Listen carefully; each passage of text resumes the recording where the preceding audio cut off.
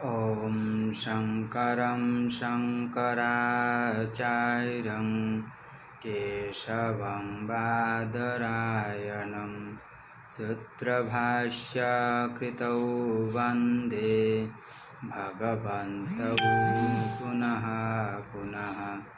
ईश्वरो गुरुरात्मेति मूर्तिभेदविभागिने व्योमवद्व्याप्तदेहाय दक्षिणामूर्तये नमः। ओम शांति शांति शांति।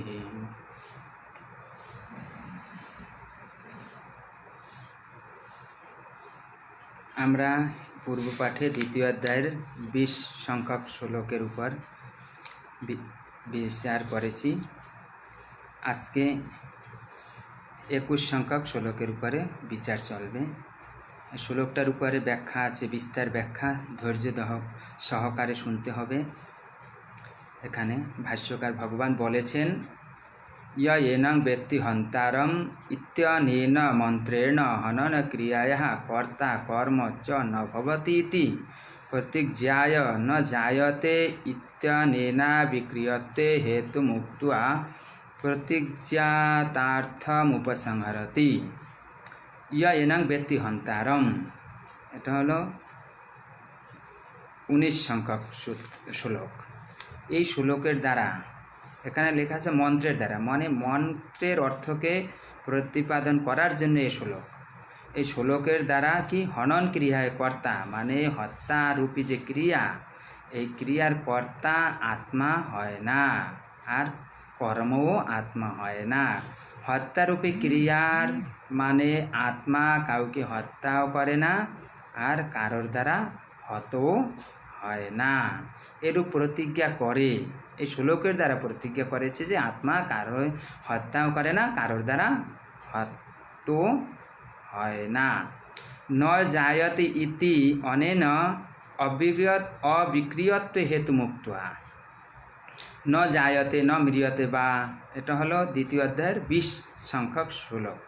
এই শ্লোকের দ্বারা যে অবিক্রিয়ত্ব হেতু, আত্মা অবিক্রিয় এর হেতু মানে কারণকে বলেছে, যে আত্মা অবিক্রিয় এর কারণ বলেছে এই শ্লোকের দ্বারা। এই বলে যে প্রতিজ্ঞা করেছে যে আত্মা কাউকে মারেন না আর নিজেও মরেন না, সেই অর্থকে উপসংহার করছে 21 সংখ্যক শ্লোকের দ্বারা। মানে অর্থ হলো যে 19 সংখ্যক শ্লোকের দ্বারা বলা হয়েছে, প্রতিজ্ঞা করা হয়েছে যে আত্মা মরেও না আর মারেও না। আর 20 সংখ্যক শ্লোকের দ্বারা যে আত্মা অবিক্রিয়, কেন অবিক্রিয় সেই হেতুকে বলে এখন উপসংহার করছে। যা প্রতিজ্ঞা করা হয়েছে সেই বিষয় উপসংহার করেছে। বেদা বিনাশিনং নিত্যং येनामजमव्ययं कथं स पुरुषः पार्थ कं घातयति हन्तिकं। संबोधन प्रथमे बोलता है, हे पार्थ,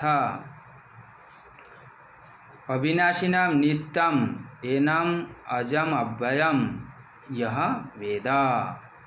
अविनाशी विनाश रहित, जा नाश है ना, जे नित्य, যার অব্যয় অপক্ষয় হয় না এমন আত্মাকে, এই আত্মাকে যিনি জানেন, সপুরুষ সেই পুরুষ, কম ঘাতয়তি হন্তি কম, কাকে হত্যা করে, কাকে হত্যা করান, কাকে হত্যা করেন। মানে যিনি অবিনাশী নিত্য অব্যয় আত্মাকে জানেন, সেই পুরুষ কাকে হত্যা করতে অনুপ্রেরণা দেন আর কাকে হত্যা করেন। এটা আক্ষেপ, মানে কাউকেই তিনি হত্যা করতে অনুপ্রেরণা দেন না আর হত্যাও করেন না। এর উপর বিস্তার ব্যাখ্যা করছি।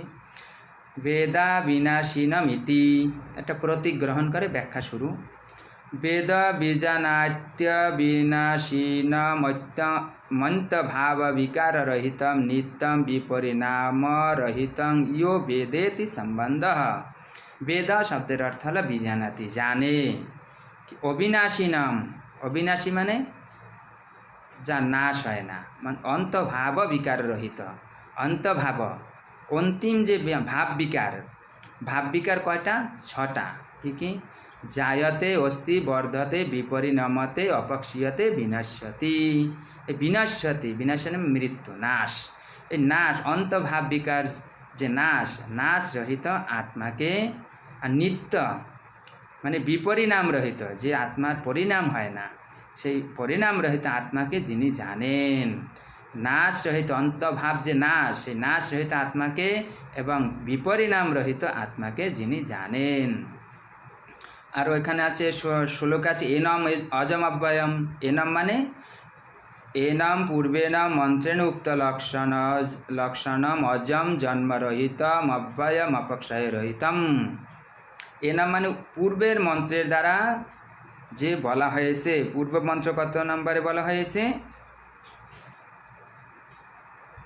20 সংখ্যক মন্ত্রের দ্বারা, 20 সংখ্যক শ্লোকের দ্বারা বলা হয়েছে যে অজ বলা হয়েছে না, অজম অব্যয়ম, অজ নিত্য শাশ্বতয়ম পুরাণ।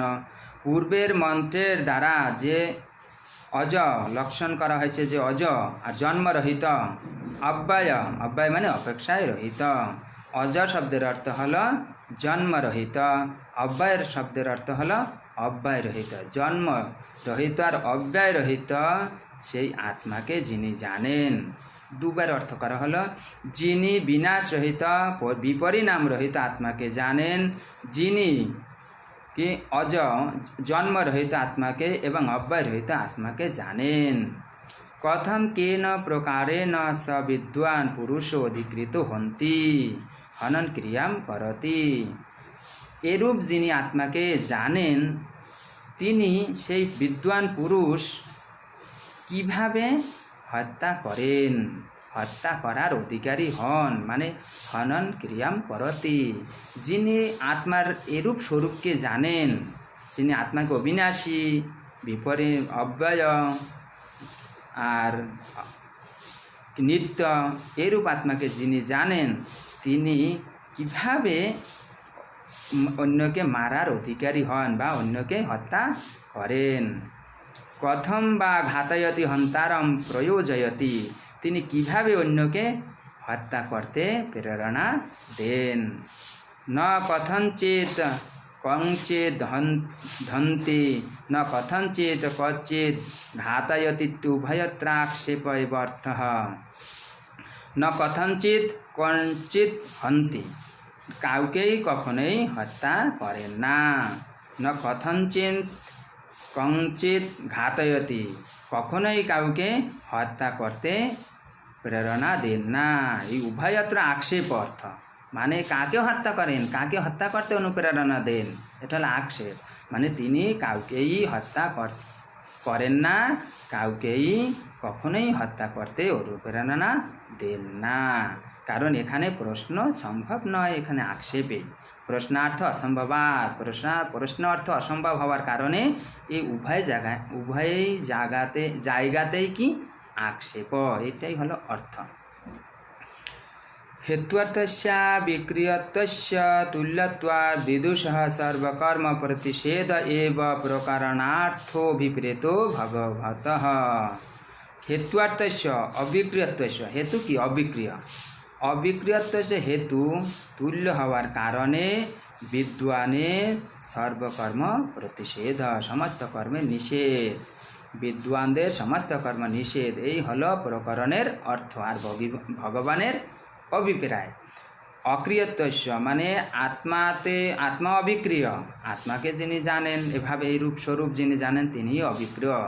এরূপ তুল্য হওয়ার কারণে বিদ্বানদের কর্ম সম্ভব, কর্ম নিষেধ, মানে কর্ম সম্ভব নয়।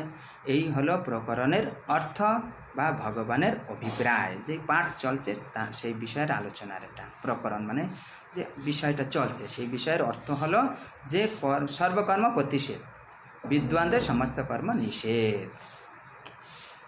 হন্তেস্তু আক্ষেপ উদাহরণার্থত্বেন, এখানে বলছে হন্তে না হন কথম হন্তি কথম ঘাতয়তি, এই যে আক্ষেপ উদাহরণের জন্য, মানে বলা হয়েছে বিদ্বানদের দ্বারা কিছুই কোনো কর্মই সম্ভব নয়, শুধু হত্যা বিষয়টা দেখানো হয়েছে উদাহরণের জন্য।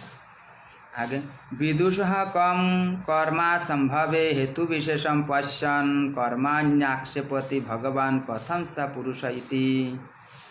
বিদ্বানদের কর্ম সম্ভব নয়, এই কর্ম অসম্ভব। কর্ম অসম্ভবের হওয়ার কারণ কি? কোনো হেতু তো আছে। তো ভগবান বিদ্বানদের কর্ম সম্ভব না হওয়ার কি হেতুকে দেখে আক্ষেপ করেছে যে সেই পুরুষ যিনি আত্মাকে জানেন সেই পুরুষ কিভাবে হত্যা করেন, কিভাবে হত্যা করান। এখানে প্রশ্ন যে কর্ম সম্ভব নয়, বিদ্বানদের পণ্ডিতদের কর্ম সম্ভব নয়, এই কর্ম সম্ভব নয় এর কারণটা কি? যে কি কারণ, যে কি হেতু? তো যাকে দেখে ভগবান আক্ষেপ করেছে যে বিদ্বানদের দ্বারা কর্ম সম্ভব নয়, সে বিদ্বান কাকে হত্যা করে বা কাকে হত্যা করান, মানে কি কোনো ধরনেরই কর্ম বিদ্বানদের সম্ভব নয়। এখানে প্রশ্ন হলো কি হেতু দেখেছে যে ভগবান যে বিদ্বানদের জন্য কর্ম সম্ভব নয়, কি হেতু দ্বারা বলতে পেরেছে, আর বলে আক্ষেপও করেছে। ননু উক্ত এবাত্মনো অবিক্রিয়ত্বম কর্ম সর্বকর্মা সম্ভব কারণ বিশেষ। উক্ত বলা, এখানে উত্তর দিয়েছে যে বলা হয়েছে এবং আত্মন অবিক্রিয়ত্বম, আত্মা অবিক্রিয় হওয়ার কারণে সর্বকর্ম অসম্ভব কারণ বিশেষ। সর্বকর্ম অসম্ভবের কারণ বিশেষ হলো আত্মা অবিক্রিয়। এক প্রশ্ন করা হলো তুমি কি হেতু বিশেষকে দেখে বলেছো যে বিদ্বানের কর্ম সম্ভব নয়? এখানে উত্তর দেওয়া হয়েছে যে আত্মা অবিক্রিয়, এই হলো কর্ম অসম্ভবের কারণ। কর্ম সম্ভব নয় কারণ হলো আত্মা অবিক্রিয়। আবার পূর্বপক্ষী এসে বলছে সত্যমুক্ত ন তু স কারণ বিশেষ অন্যত্বাদ বিদুষো বিক্রিয়াদাত্মন ইতি। সত্যম, তুমি যে বলেছো অর্ধ অঙ্গীকারে, মানে সম্পূর্ণ অঙ্গীকার করেনি, এটা অর্ধ অঙ্গীকারে সত্যম, ঠিক আছে। তুমি যে বলেছো নতু স কারণ বিশেষ, সে তো কারণ বিশেষ হতে পারে না, কারণ বিদ্বানের পণ্ডিতের কর্ম সম্ভব নয়। আমি জিজ্ঞেস করছি বিদ্বানের কর্ম সম্ভব নয়, তুমি উত্তর দিয়েছো আত্মা অবিক্রিয় হওয়ার কারণে বিদ্বানদের কর্ম সম্ভব নয়। তো এ তো কারণ বিশেষ হতে পারে না, আত্মা অবিক্রিয়, এর জন্য বিদ্বানদের আর কর্ম সম্ভব নয়। কারণ অবিক্রিয় হলো আত্মা, আর বিদ্বান পণ্ডিত হলো আত্মার থেকে ভিন্ন। এই অবিক্রিয় আত্মা থেকে বিদ্বান ভিন্ন হওয়ার কারণে আত্মা অবিক্রিয়, এর জন্য পণ্ডিতদের দ্বারা কর্ম সম্ভব নয়। এই যে কারণ বিশেষকে তুমি দেখাচ্ছ, এই কারণ বিশেষ ঠিক নয়। যদি তুমি মনে করো আত্মা অবিক্রিয় হওয়ার কারণে বিদ্বানদের দ্বারা কর্ম সম্ভব নয়, তবে আমায় একটা প্রশ্ন করি, তুমি উত্তর দাও। প্রশ্নটা হলো নৈহ বিক্রিয়াম স্থানং বিদিতবতঃ কর্ম ন সম্ভবতি চেত। স্থান মানে শুখা কাঠ, বড় ধরনের আয়তনে একটা শুখা কাঠ দাঁড়িয়ে আছে না, বা পড়া আছে। শুখা কাঠকে দেখে যিনি জানেন, শুখা কাঠকে যিনি জানেন তার দ্বারা কি কর্ম সম্ভব নয়? তুমি বলেছো আত্মাকে অবিক্রিয়, আত্মা অবিক্রিয় হওয়ার কারণে বিদ্বানদের কর্ম সম্ভব নয়, কারণ অবিক্রিয় আত্মাকে বিদ্বান লোক জানে। তো অবিক্রিয় আত্মাকে জানলে যদি বিদ্বানে কর্ম সম্ভব নয়, তো তুমি বলো শুষ্ক কাঠকে যারা জানে তাদের দ্বারা কি কর্ম সম্ভব নয়? শুষ্ক কাঠ যে, সেটা তো অবিক্রিয়, তার কোনো বিকার নেই। তো অবিক্রিয় আত্মাকে জানলে যেমন পুরুষের কর্ম সম্ভব নয়, তদ্রূপ শুষ্ক কাঠকে জানলেও কি সেই জ্ঞানী যিনি কাঠকে জানেন তার দ্বারা কি কর্ম সম্ভব নয়? এখানে এটা প্রশ্ন, উল্টা প্রশ্ন বলে এটাকে। তুমি বলছো ঠিক আছে যে আত্মা অবিক্রিয় হওয়ার কারণে পুরুষের কর্ম সম্ভব, বিদ্বানদের কর্ম সম্ভব নয়, তবে এটা বলো যে শুষ্ক কাঠকে যিনি জানেন তার দ্বারা কি কর্ম সম্ভব নয়? শুষ্ক কাঠটাও তো অবিক্রিয়। উত্তর দিচ্ছে সিদ্ধান্ত বিদুষ আত্মত্বাৎ, বিদ্বান যে সে আত্মস্বরূপ, কিন্তু শুষ্ক কাঠকে যিনি জানে সে আত্মাস্বরূপ নয়। ন দেহাদি সংঘাতস্য বিদ্বত্তা, দেহাদি সংঘাত, দেহাদি যে সমুদায়, এই সমুদায় বিদ্বান নয়। বিদ্বান হলো আত্মা, পণ্ডিতকে আত্মা। এই দেহাদি সংঘাত যে আমাদের শরীর, এই শরীর বিদ্বান নয়, পণ্ডিত নয়। অতঃ পারিশেষ্যাদসংহত আত্মা বিদ্বান অবিক্রিয় ইতি তস্য বিদুষঃ কর্মাসম্ভবাদ আক্ষেপ যুক্ত কথম স পুরুষ ইতি। পারিশেষ্যাদ মানে বিচারের শেষে অসংহত আত্মা বিদ্বান অবিক্রিয়, অসংহত যে আত্মা, সংঘাত রহিত, শরীর ইন্দ্রিয়করণ রহিত যে আত্মা, সেই অবিক্রিয়, আত্মাই হলো অবিক্রিয়। ইতি তস্য বিদুষঃ, সেই বিদ্বান যিনি আত্মাকে জানেন, অবিক্রিয় আত্মাকে যিনি জানেন, সেই বিদ্বানে কর্ম সম্ভব নয়।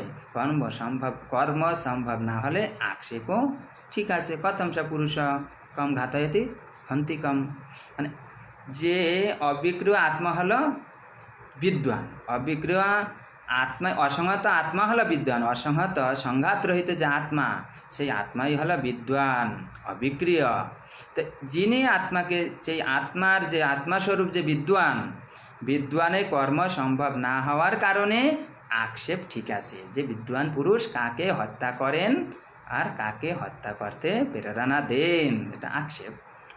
মানে কাউকেই তিনি কখনোই হত্যা করেন না, কাউকেই তিনি কখনোই হত্যা করতে প্রেরণা দেন না।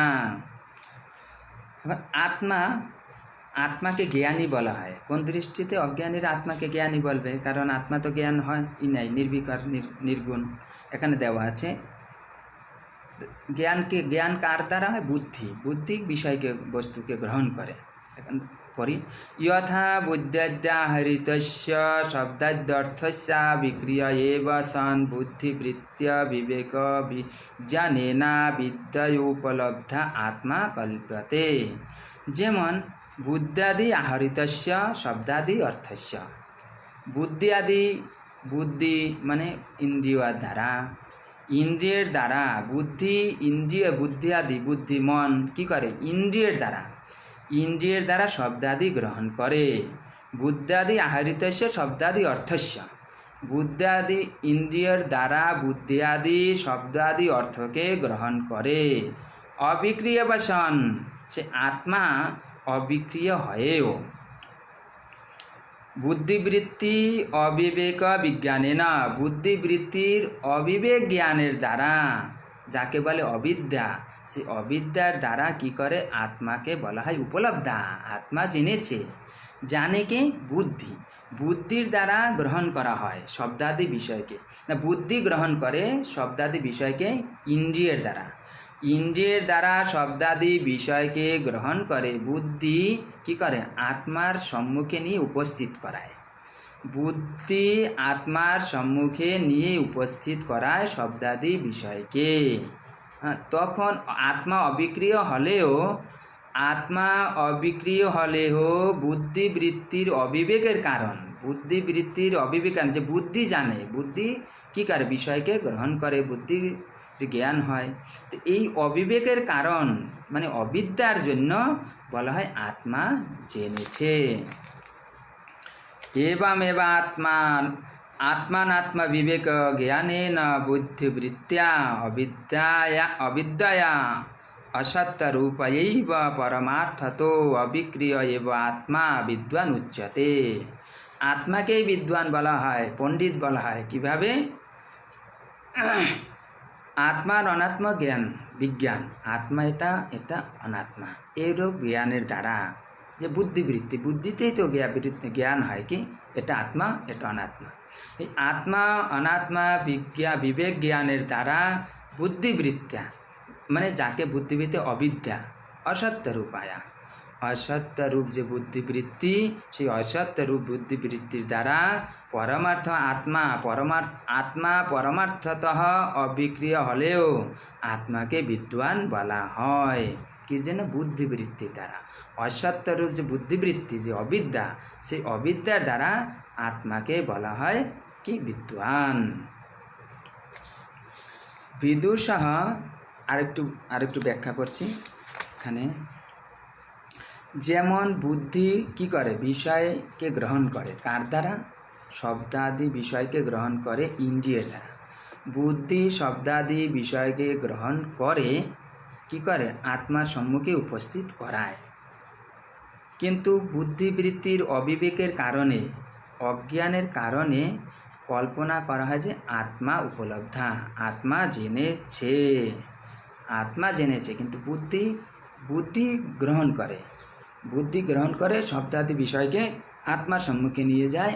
কিন্তু বুদ্ধিবৃত্তির অবিবেকের কারণে, অবিদ্যার কারণে বলা হচ্ছে যে কল্পনা করা হয় যে আত্মা গ্রহণ করেছে, আত্মা উপলব্ধি করেছে। এবং এরূপে আত্মাকে বিদ্বান বলা হয় কিভাবে? আত্মা অনাত্মার যে বিবেক বিজ্ঞান, সে বিজ্ঞানের দ্বারা যে বুদ্ধিবৃত্তি যে অবিদ্যা যাকে বলে অসত্যরূপ যে অবিদ্যা, এই অবিদ্যার দ্বারা